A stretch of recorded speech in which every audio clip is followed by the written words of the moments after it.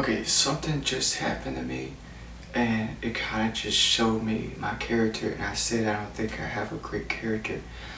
And I was walking from work to my house and I saw somebody have a blowout, some problem with their vehicle, and they were stuck in the middle of the road.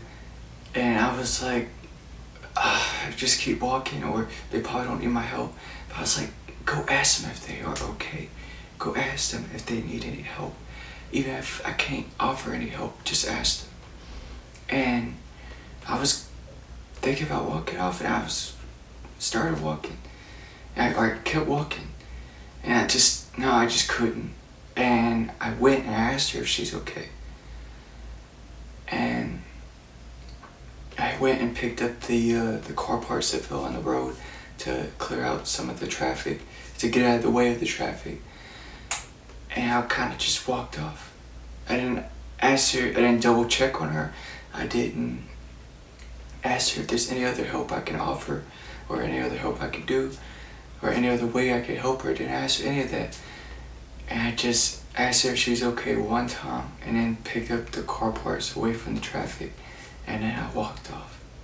There was another woman there offering help, and she was the one, I'm pretty sure, calling the ambulance and the police and emergency services.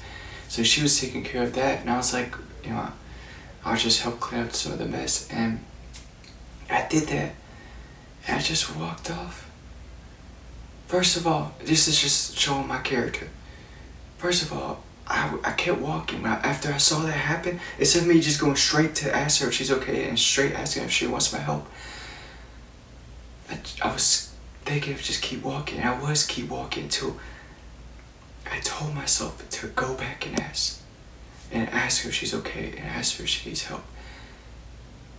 And just like the fact that I didn't immediately go help her and ask her if she was okay bothers me. The fact that I wanted to keep walking, I did keep walking until I stopped myself to go back.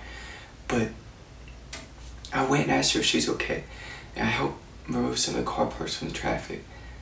And then that's all I did. I could have did more. Could have double checked on her. I could have offered more help. I could have asked maybe if she wanted her vehicle pushed out of the way. I could have offered more help. So I could have been more helpful. And I could have been more courageous immediately as soon as I saw it. And this is just an example of me not thinking I have a great character. And I don't feel like I have a great character. And I'm aiming to be, and I'm trying to be the greatest character I can, aim to be like Jesus. But I don't know, I'm not very proud of that. And I don't even want to be talking about moments like that, because those are just me just helping people, and I don't want to be bragging about it. I don't want to be gloated for it. I just want to be a helpful person. If there's someone in front of me that needs my help, to help them and not think about it. Just help them. And just do without thinking. And it bothers me that I had to think about it. And I had to think about it. It bothered me that I was thinking about it before immediately going to help her and do it. And so the fact that I was about to keep walking off, and I didn't, and I did go and help her, I stopped myself from walking off. But the fact that I didn't offer my full help, which I offer some help, which I feel like is a problem of my character, is just offering some help, helping somewhat, and then just walking off and dipping. And it's better than doing nothing, better than just completely ignoring it and walking off, but it's still not as great as I can be and as helpful as I can be. And I want to be someone that helps, a helpful person. And if someone needs my help right in front of them, to just help them. And I'm not proud of what happened. I just want to do better next time. Next time something like that happens in front of me, don't think about it, just help them. And offer the best help I can, the most help I can, to be as helpful as I can, to offer emotional support. And just check up on them, ask them if they are okay. And I did ask her if she's okay, but I should have double checked on her and just asked her if there's anything I could do to help her make the situation better. But yeah, I don't know, I keep thinking about my character. I just want to be a great character. I know I'm going to be a great character. I'm going to do everything I can to be a great character and to be someone that Jesus is proud of. And I keep asking myself, how do I see myself? And different ways I see myself and different ways that people see me. But the only person I should care about and how he sees me is Jesus. I shouldn't care about how I see myself. I shouldn't care about how other people see me. I should care about how Jesus sees me. So I don't need to ask myself, how do I see myself? How do other people see me? I need to ask myself, how does Jesus see me? And how do I be someone that Jesus is proud of? And I don't know, I think about my character. I can be a better character. I can show better character. I can be more of a friendly neighbor. I just walked past, another example.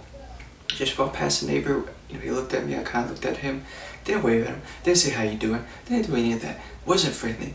And there's 2 neighbors that I have, and they wave at me, I'm friendly to each other.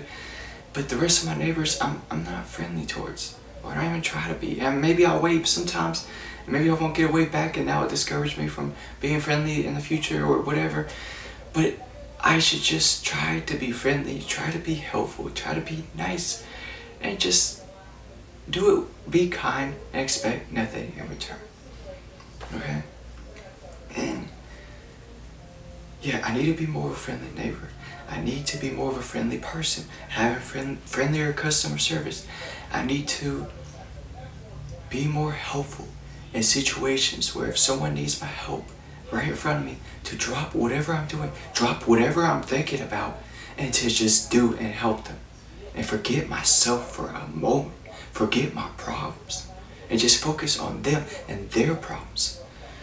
Because it's self, and I know humans, I've said this before, I know humans will have problems until the day they die, but it's selfish to be completely focused on my problems and ignoring everyone else's. And I already know this and I feel this, and it's just in situations like that when it happens and I'm not fully helpful, it just makes me feel not terrible, but it's just like I could have did better.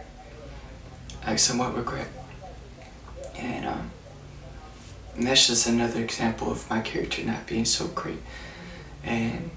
Or a few examples, but another conversation I had with my coworker talking about the woman that I had sex with, and talking about the shame and me feeling ashamed and regret and guilt and awful for what I did. And I talked about how I passed her herpes and she's a mother and that her child will potentially be bullied for that, and I feel awful for that, and I'm trying to make up for it.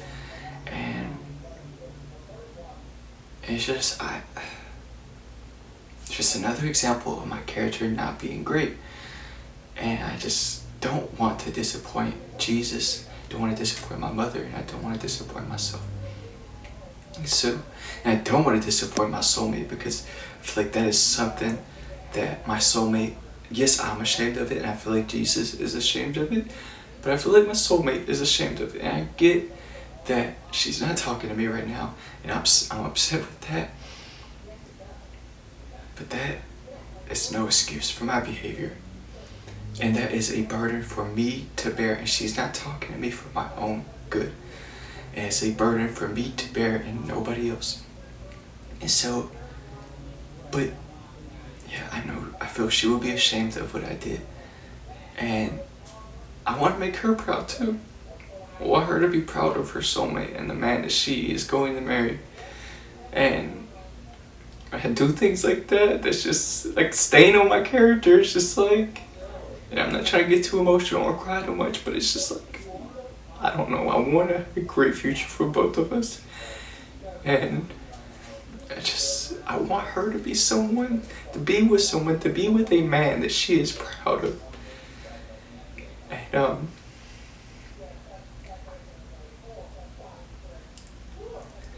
yeah. And I talked to David about it, and I told him, I take full accountability for my actions, and I am the one to blame for what I did. You know, the blame does not go to her. The blame does not go to my loneliness. The blame does not go to my lust. The blame goes to me. And I was thinking, I have to stop that from happening again. Because a player, when I was thinking about a player, what a player is, and I've heard this from a podcast, but a player is someone who plays women, who uses women to cover and fill a hole in their heart. And they don't care about women. They play them. They play with their hearts and play with their emotions. And they don't care. They just get what they want. Usually they want sex. That's what a player is by definition. Someone that just uses women for sex and wants sex, and that's the only thing they want. But I don't want to be a player. I care about women. I don't want to be someone that doesn't care about women. But when I do things like that, it just shows, and it makes me think that I don't care about women, but I do. And I shouldn't be using women. And like I said, I understand that my soulmate does not want to talk to me, and that bothers me. But that is my burden to bear, nobody else's, and that does not give me a right to take out that pain and that soulmate loneliness out on someone else, especially women. And that's just for me to handle. I need to be in full control over my lust. I need to be in full control over myself. And I don't need to let my soulmate loneliness overwhelm me. I don't need it to overwhelm me where I do something stupid because it's bothering me so much. And I act out and I do something I regret. I need to take care of it. And so my soulmate loneliness, venting out and airing out my problems and how it feels and why it bothers me helps. It does a lot. But that real loneliness, when I get really lonely and the feeling of my soulmate not talking to me, that soulmate loneliness, when it really bothers me and I get really lonely, don't want to do something stupid like I did with the woman I had sex with. Because I shouldn't even try to make out with her. Shouldn't even try to have sex with her. I shouldn't even have tried to pursue any romantic or sexual relationship with her. Now I feel like I should be her friend, and I am trying to be her friend. And I did tell her I want to be friends with her. But the sex made our friendship awkward. And my coworker was telling me today there's a difference between making out with a woman and having sex, and she probably just wanted to make out. But that was the thing about me. I regret the sex part, but I regret the making out part. I shouldn't even have made out with her. And so, yeah, I understand. I mean, at first, I feel like I might have not fully understand the difference between making out and having sex. Because, sometimes women, they just want to make out and they don't want to have sex. And I get how that can be confusing to some men. But, I mean, I knew that, but I didn't. But usually, I feel like when you make out, that usually leads to sex, but not always. And that's something that I fully needed to get and fully needed to know. And I fully do get that now, that making out doesn't always lead to sex. And sometimes women just want to make out. And I get that. But yeah, I regret having sex with her, and I regret making out with her, and I shouldn't even pursue any romance, any sex with her. Shouldn't have done that, because I've already found my soulmate. And like I said, I have herpes, so I don't need to be passing that trauma on to other women. Don't need to be doing that. And I'm sorry for what I did. I feel regret, I feel shame, I feel guilt, I feel awful. And like I said, I shouldn't have did what I did. And it's just another example of my character not being so great. My soulmate isn't talking to me. Yeah, I keep trying to guess why. And I feel like maybe she might be mad at me. But maybe she's doing it to help me get stronger. Because she wants her man, she wants her soulmate to be strong. And she's doing it for my own good. And that is my burden to bear. And nobody else's. And I do not need to take it out. Do not need to take it out on anybody, and especially women. And so I need to figure out, now air out my problems and talk about the uncomfortable feelings and why it's bothering me, and talk about how it's bothering me, and it helps. But I got to figure out, and I keep saying, like I said before, it's spiritual trauma. My soulmate not wanting to talk to me, and I've already found my soulmate. And Jesus confirmed to both of us that we are soulmates. But the fact that she doesn't want to talk to me bothers me to my core, and it drives me nuts. And I'm not sure what to do with this feeling. Now create art, venting out my problems. Venting it out and airing it out through my art helps. But I think I just have to bear it. And that's what a man does. It's just bear. Bear the suffering. Bear the loneliness. Bear the pain. Just bear it. It is my burden to bear. I think that's what we just have to do, is just be strong and bear it and handle it. And just take it like a man. Yeah, I could air it out. I could vent it out. I could talk about how it's bothering me. Yes. But after that, just bear it and be patient and wait on her. And it will make me a man, more of a man. It will make me stronger. It doesn't kill you, it makes you stronger. But don't need to let myself get really lonely and let it really bother me. So I have to do everything I can to just focus on what makes me happy and not focus on those feelings. I don't need to do anything terrible to anyone. Don't need to hurt anybody, and I just need to be a helpful person. I need to show great character, and I want to be someone that Jesus, my mother, my soulmate, and myself can be proud of. Someone that can be an inspiration for the world. And that's what I need to strive to be.